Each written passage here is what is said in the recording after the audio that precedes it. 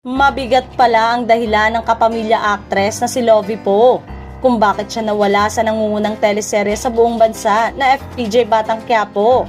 Ito ay dahil kasama siya sa isang malaking proyekto sa USA na Badman, kasama ang naglalakihang pangalan na sina William Scott, Rob Rigel at Chance Perdomo.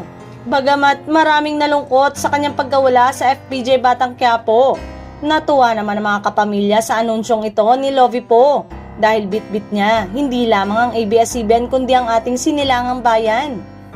Excited na ibinalita ni Lovie Poe na kasama siya sa cast ng isang Hollywood independent film. Sa Instagram, inihayag ng aktres na magiging parte siya ng Badman. So happy to finally announce being part of Badman. Can't wait to share more about this amazing film with an even more amazing cast, say ni Lovie. Ito raw ang dahilan kaya nasa US State, Alabama siya dahil dun sinushoot ang film.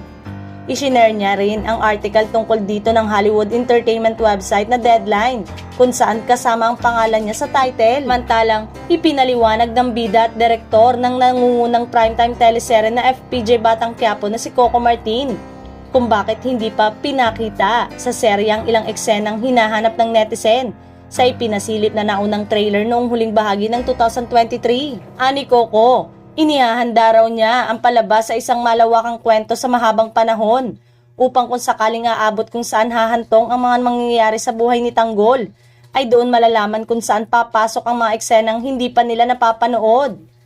Maaalalang nagpaalam ang karakter ni Lovie Poe sa serye na si Mokang noong kaagahan ng January 2024. Na nag-iwan ng malaking katanungan sa maraming tagapanood. Bakit namatay si Mokang? Nariyan din ang hinahanap ng iba sa maraming eksena gaya ng pagtatagpo ng mag-amang Tanggol at Ramon Alberto sa simbahan ng Quiapo sa harap ni Mokang. Tiniguro ng Primetime King na ipapalabas pa rin nila ang mga nasabing eksena at tiyak na ikakagulat ng marami ang magiging ayos ng pagpapalabas ng mga yon.